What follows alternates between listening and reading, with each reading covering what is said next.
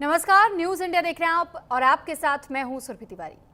BJP की नई राष्ट्रीय टीम से प्रधानमंत्री नरेंद्र मोदी ने मुलाकात की और राष्ट्रीय अध्यक्ष नितिन नवीन ने जोरदार स्वागत भी प्रधानमंत्री नरेंद्र मोदी का किया। तो कल संगठन की समीक्षा बैठक होनी और साथ ही यह समीक्षा बैठक नितिन नवीन की ओर से की जाएगी, यानी प्रदेश अध्यक्ष नितिन नवीन इसमें मौजूद रहेंगे और साथ ही संगठन महासचिव भी मौजूद रहेंगे। तो राज्यों के प्रभारी भी बैठक में रहेंगे मौजूद। कल सुबह 10 बजे बीजेपी दफ्तर में होगी बैठक।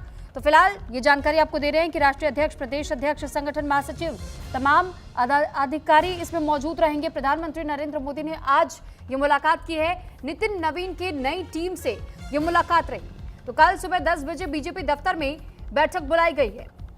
तो बीजेपी की नई राष्ट्रीय टीम से मुलाकात जहां प्रधानमंत्री नरेंद्र मोदी ने की, तो वहीं दूसरी तरफ ये बताया जा रहा है कि अब कल सुबह 10 बजे एक और बैठक होनी है जिसमें कि आगे की नई रणनीति तैयार की जाएगी और इस बात पर फोकस होगा कि आखिर आगे आने वाले समय में बीजेपी के तमाम अधिकारियों को और कार्यकर्ताओं को किस रणनीति के तहत में आगे कदम बढ़ाने हैं।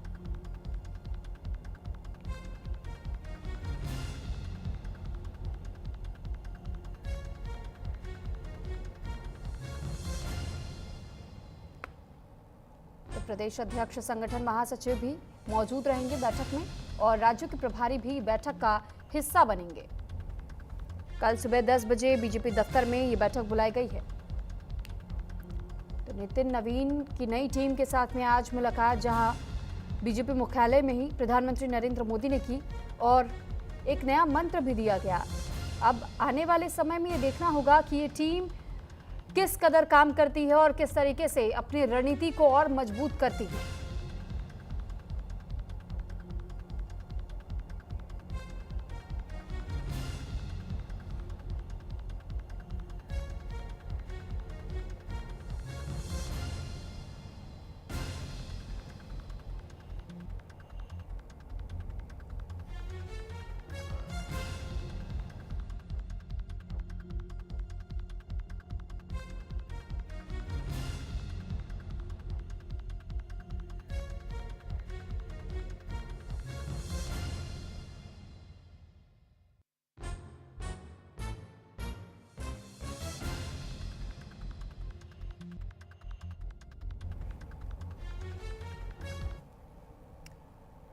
तो वहीं बीजेपी की नई टीम से मुलाकात के बाद पीएम नरेंद्र मोदी का पोस्ट भी सामने आया।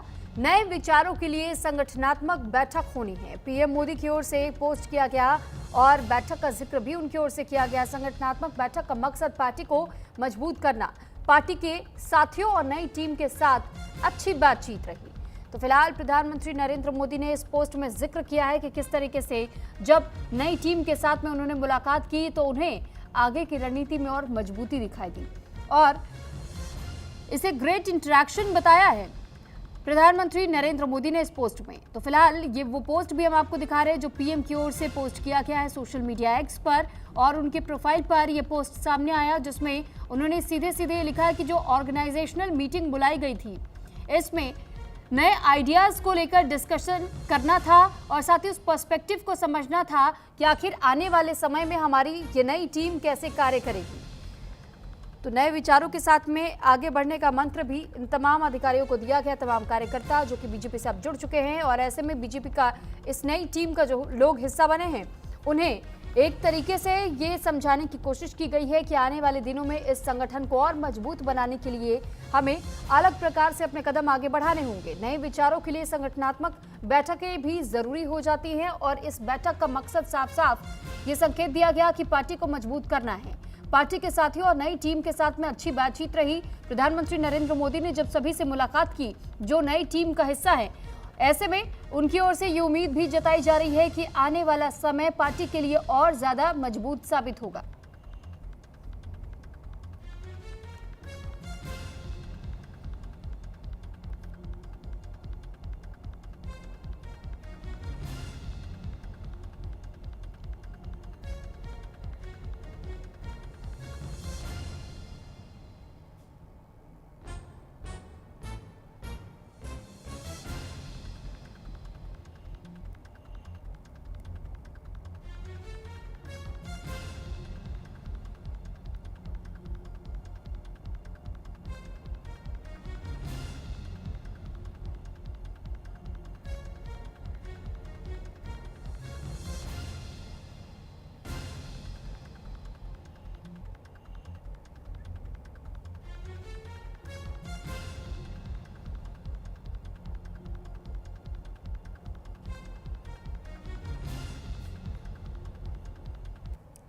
तो बीजेपी देश भर में सेवा संकल्प अभियान चलाएगी। बीजेपी के उड़ीसा प्रभारी विजय पाल सिंह तोमर ने बताया है कि बैठक में अभियान को लेकर के रणनीति तय की गई। इसका उद्देश्य प्रधानमंत्री नरेंद्र मोदी के सेवा भाव और जन सेवा के संकल्प को जन जन तक पहुंचाना है। अभियान के तहत आंगनवाड़ी सम्मान और मातृ सम्मान जैसे कार्यक्रम भी आयोजित किए जाएंगे। इस वक्त हमारे साथ मौजूद है बीजेपी के वरिष्ठ नेता और उड़ीसा के प्रभारी विजय पाल सिंह तोमर जी हैं। सर, किस तरह देखेंगे जो आज बैठक हुई, क्या कुछ चर्चा हुई? पूरे 1 महीने का सेवा सप्ताह हमारा चलता है अभियान। पहले एक पखवाड़ा चलता था, इस बार 1 महीना चलेगा और इस अभियान में विभिन्न प्रकार की योजनाएं होती हैं। जनसंपर्क भी होता है, इसके अंदर हम स्वास्थ्य सेवाओं के लिए भी करते हैं, रक्तदान शिविर भी लगाते हैं, यात्रा भी निकालते हैं। और जो ऐसा वर्ग है, मान लिया आयुष्मान कार्ड किसी को नहीं मिला है, किसान सम्मान निधि किसी को नहीं मिला है, कुछ लाभ नहीं मिला है जो सरकार से मिलने वाला, उस लाभ को दिलाने के लिए काम करते हैं। तो विभिन्न क्षेत्रों में कार्यक्रम लगाए जाते हैं, सबसे संपर्क किया जाता है। तो अभियान इस वर्ष भी वो चलेगा। सर, कांग्रेस ने एक रेजोल्यूशन पास किया था CWC बैठक में कि 2 ही चंद वो वंदे मातरम गाएंगे। आप लोगों ने एक रेजोल्यूशन पास किया, क्या कुछ इसमें बात? देखिए, कांग्रेस का जो रेजोल्यूशन था वो मुस्लिम लीग के दबाव में किया गया था और आज भी उसको माने तुष्टिकरण की राजनीति है। चलिए, धन्यवाद न्यूज़ इंडिया बात करने के लिए। कैमरामैन गौरव के साथ पंकज वानखेड़े, न्यूज़ इंडिया, नई दिल्ली। तो वहीं देश भर में चीनी की बढ़ती कीमतों ने आम लोगों की चिंता और बढ़ा दी है। बिहार में भी बढ़ते दामों का असर बाजार पर साफ दिखाई दे रहा है। इसी बीच बिहार के गन्ना उद्योग मंत्री संजय पासवान ने बड़ा बयान दिया। मंत्री ने यह कहा है कि चीनी के दामों को नियंत्रित करने के लिए कार्रवाई की जाएगी और कालाबाजारी करने वालों पर भी सख्त कदम उठाए जाएंगे।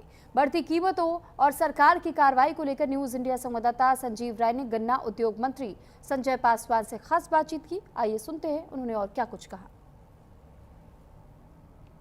देश में चीनी को लेकर हाहाकार मचा है। बिहार में गन्ना मंत्री हमारे साथ है संजय पासवान। लग रहा है देश में क्या हो रहा है केंद्र की सरकार में। ये 15 से 20 रुपए किलो चीनी बढ़ गया।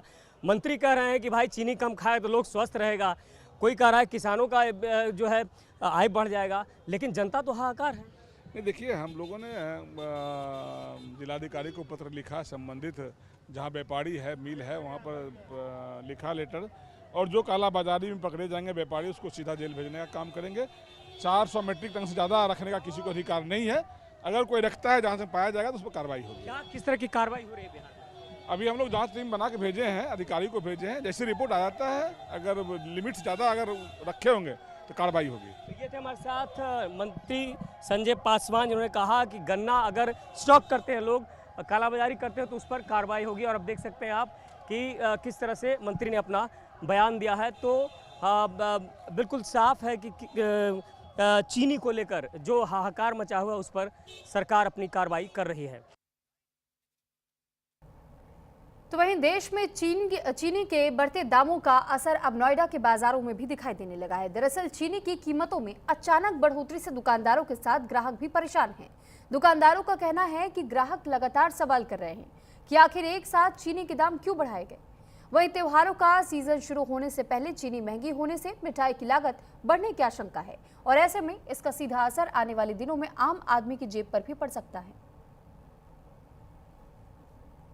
त्योहारों से पहले चीनी के दामों ने उछाल मारा है। ऐसे में बातचीत करने के लिए एक दुकानदार है मेरे साथ। चीनी के दाम लगा एक साथ बढ़े हैं, कैसे देखते हैं आप?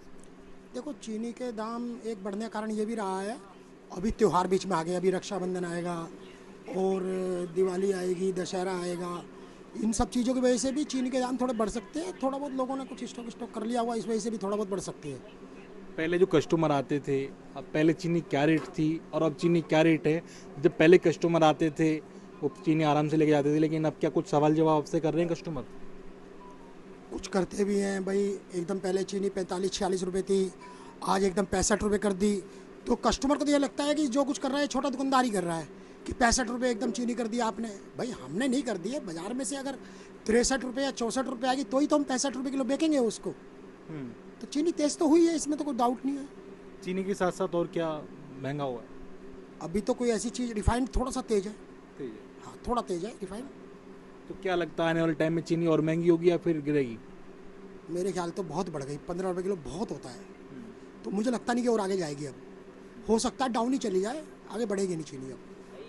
तो ऐसे में जो हलवाई हैं, जो मिठाई की दुकानें करते हैं, तो कहीं ना कहीं इस पर भी प्रभाव पड़ेगा, क्योंकि जिस तरीके से चीनी महंगी है तो कहीं ना कहीं जो आइटम है वो महंगे होंगे। हाँ, चीनी से बनी हुई जो चाशनी की, जैसे जलेबी है, इमरती है और आपका ये रसमलाई है, इस तरह की जिसमें चाशनी की आइटम जो बनने वाली है, हो सकता है उनमें 2-4-5% की तेज़ी आ जाए। बढ़ना 1-2 रुपये चाहिए, 10-15 रुपये यहाँ पे बढ़ रहे हैं, ऐसे कैसे चलेगा? हम कह रहे हैं हमें ही जब पीछे से आता हमें तो बढ़ाना ही पड़ेगा। आज के टाइम पे पहले हम बेचते थे 48 रुपये, फिर कुछ दिन बाद हुआ 50 रुपये, आज की डेट में 65 रुपये। कस्टमर बोलते हैं जो इतना रेट है। चीनी का जो टिकट है ना बहुत छोटा है, अमाउंट अगर हम परसेंटेज के हिसाब से देख जाए तो मान के चलो 45 रुपये किलो वाली बिकने वाली चीज़ अगर 65 रुपये बिक रही है तो सीधा असर पड़ता है इसका कम से कम आप मान लो 20 दूनी 40-45% पे, मतलब परसेंटेज के हिसाब से देखा जाए तो काफ़ी तेज़ी है। चीनी के रेट तो पूछिए मत, मतलब गरीब आदमी तो खा ही नहीं सकते अब। मतलब किसी को मतलब चाहे बड़े हो चाहे छोटे हो, कोई आदमी खरीद के तेल हो चाहे मतलब नमक हो जो भी हो, सब कुछ महंगा दुनिया भर के बढ़ गया है। अब क्या कह सकते, मैंने भूखे मर रहे 3 दिन से, मतलब नमक नहीं, चाय नहीं पी रहे हैं 4 दिन से, अब क्या कहूँ। तो देख सकते हैं कहीं ना कहीं ये आम जनता है, इनका साफ तौर पर कहना ये है कि जिस तरीके से चीनी के रेट बढ़े हैं उसका जो सीधा असर है उनके जेब पर पड़ा है। उनको साफ तौर पर कहना ये है कि हम जो घर में जो चीनी के आइटमों से कुछ भी बनाते थे, अब कहीं ना कहीं उस पर हम रोक लगा रहे हैं, क्योंकि चीनी के दाम जो हैं लगातार जो है 65 रुपये किलो पर पहुँच गए हैं। क्योंकि जिस तरीके से चीनी के जो दाम थे 40 और 50 के बीच में थे, कहीं ना कहीं चीनी के दाम बढ़ने से जो है आम जनता की जेब पर इसका सीधा असर पड़ रहा है। कैमरा पर्सन गौरव के साथ कंचन भारद्वाज, न्यूज़ इंडिया, नोएडा। तो बीजेपी के नेता कोतवाली थाना पहुंचे और आरजेडी नेता प्रतिपक्ष तेजस्वी यादव समेत अन्य के खिलाफ एफआईआर दर्ज कराई। आरजेडी के सोशल मीडिया हैंडल पर बीजेपी नेताओं और कार्यकर्ताओं को गाली देने वाला वीडियो पोस्ट किए जाने के मामले में यह एफआईआर दर्ज कराई गई है। बीजेपी ने मीठा को भी पत्र लिख करके सोशल मीडिया से वीडियो हटाने की मांग की। बीजेपी के मीडिया प्रभारी दानिश इकबाल लीगल टीम के साथ मामला दर्ज कराने कोतवाली थाना पहुंचे। दानिश इकबाल ने कहा कि गाली देना आरजेडी की संस्कृति रही है और उनके द्वारा लगातार ऐसा किया जा रहा है।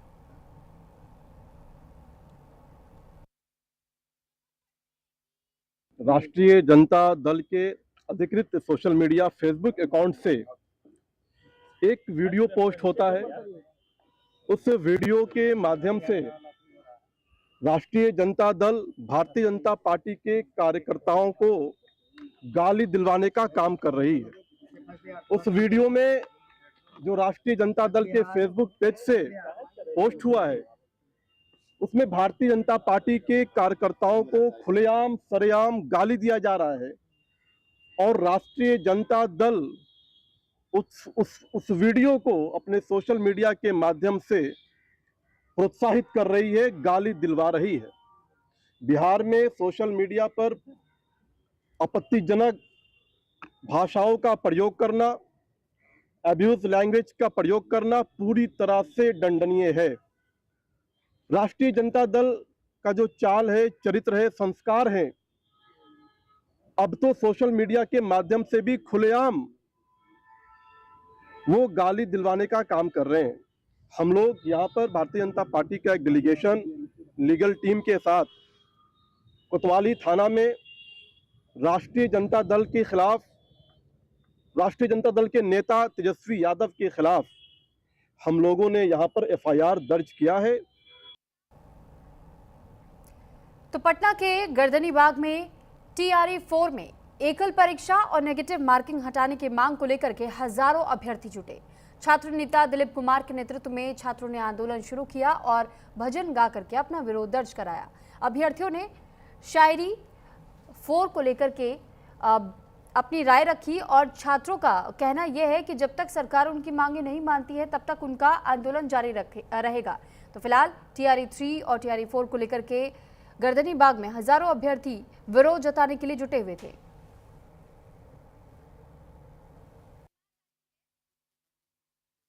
जब तक सरकार डिमांड पूरा नहीं करेगी तब तक हम लोग यहाँ बैठे रहेंगे और हम लोगों की मांगे है टीआरई 4 में सिर्फ एक परीक्षा हो, निगेटिव मार्किंग नहीं हो, उम्र सीमा में छूट दी जाए और सभी सब्जेक्ट में, सभी वर्ग में रिक्तियों की संख्या बढ़ाई जाए।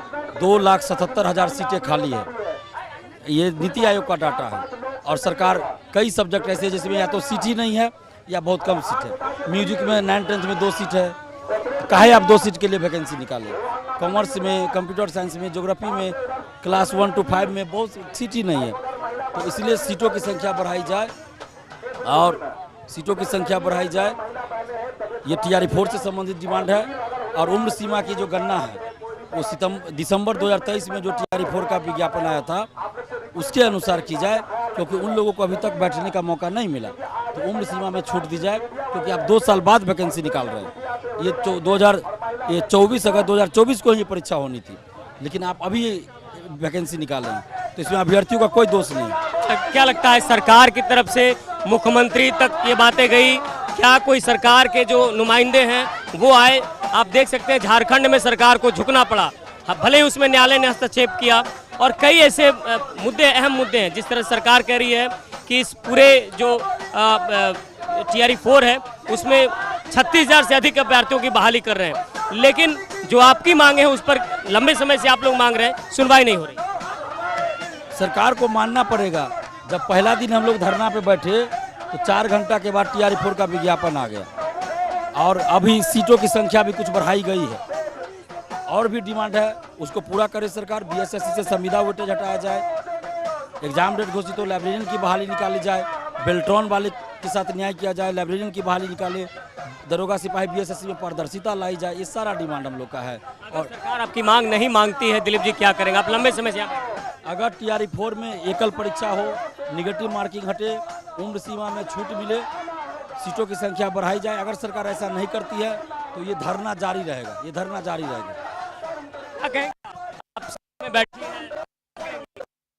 हम तो कहेंगे सर कि वो निगेटिव मार्किंग हटा दें। सरकार से हम लोग मांग ही क्या रहे हैं, बस जो पहले वो दे रहे थे वही चाह रहे हैं, उसमें अभी कुछ एक्स्ट्रा ऐड ना करें।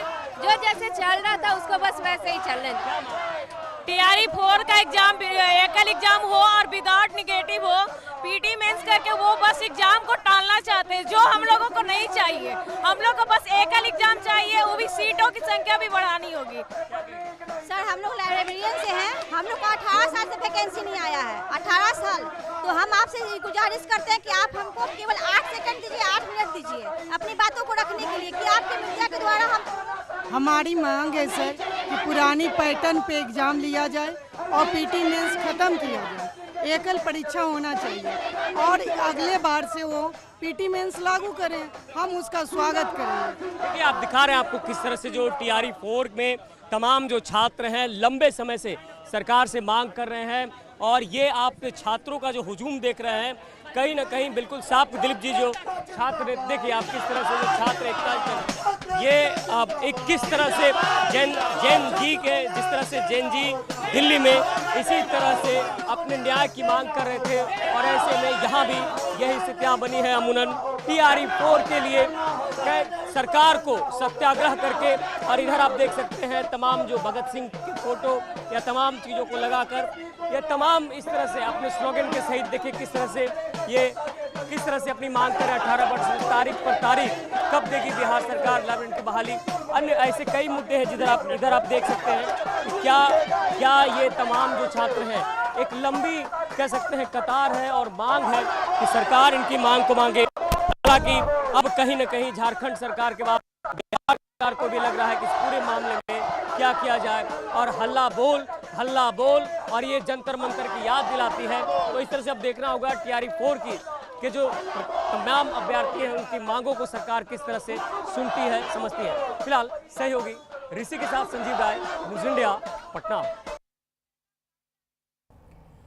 तो वहीं कानपुर के घंटाघर एक्सप्रेस रोड पर फूड विभाग की छापेमारी को लेकर व्यापारियों में आक्रोश देखने को मिल रहा है। कार्रवाई से नाराज व्यापारियों ने अपनी दुकानें बंद कर सड़क पर उतर करके विरोध प्रदर्शन किया और एक्सप्रेस रोड पर जाम लगा दिया। हंगामे की सूचना मिलते ही पुलिस मौके पर पहुंची और व्यापारियों को समझा करके शांत कराया गया। वहीं व्यापारी नेता ज्ञानेश मिश्रा भी मौके पर पहुंचे और व्यापारियों से बातचीत कर मामले की जानकारी ली। फिलहाल मौके पर पुलिस बल तैनात है और स्थिति को सामान्य कराने के प्रयास जारी हैं। लखनऊ की टीम बताई गई, खोई की सैंपलिंग की बात हुई। सैंपलिंग का हम कहीं कतई विरोध नहीं करते, लेकिन ये कहा गया कि एक एक दुकान की जांच होगी, उसमें माहौल ख़राब हुआ। और एक एक दुकान, जब किसी की शिकायत हो, अगर किसी की शिकायत हो या शिकायत दिखाएं अधिकारी की इस दुकान की शिकायत है, वहाँ तो जांच करने की कोई दिक्कत नहीं, लेकिन आप बिना शिकायत के, बिना किसी सूचना के कहीं कोई शिकायत नहीं, एक एक दुकान में सैंपलिंग करोगे। रक्षाबंधन के त्यौहार के नाम पर, खासकर त्योहारों पर इस तरह का माहौल बनाया जाता है, पूरा व्यापार चौपट करने का, प्रभावित करने की कोशिश होती है। तो जब ये माहौल हो गया कि एक एक दुकान में सैंपलिंग करेंगे, तो दुकान व्यापारियों ने दुकानें बंद कर दी, सड़क पर आ गए। हमारा ये विरोध है कि हम एक एक दुकान में किसी भी सैंपलिंग नहीं करने देंगे। अगर आपके पास किसी दुकान की शिकायत है कि यहाँ से कभी कोई माल ख़राब निकला है, या किसी आम ग्राहक ने या किसी भी ग्राहक ने शिकायत करी है, उसकी आप सैंपलिंग करिए, हमको दिखाइए, कोई मनाही नहीं है। कहीं की शिकायत है उसके साथ हम व्यापारी के साथ नहीं है, लेकिन किसी के कोई शिकायत न होने के बावजूद अगर इस तरह से एक एक दुकान में जाकर सैंपलिंग की जाएगी तो उसका हम विरोध करेंगे। तो रायबरेली में मुख्यमंत्री योगी आदित्यनाथ के संभावित दौरे को लेकर के तैयारियां तेज है और इसी बीच जिलाधिकारी सनीत कौर ने 3 दिवसीय विकास प्रदर्शनी का शुभारंभ किया। 22 से 24 अगस्त तक चलने वाली इस प्रदर्शनी में सरकार की विकास योजनाओं और उपलब्धियों की झलक दिखाई जा रही है। वहीं आम लोगों को सरकारी योजनाओं का लाभ लेने के लिए जागरूक भी किया जा रहा है।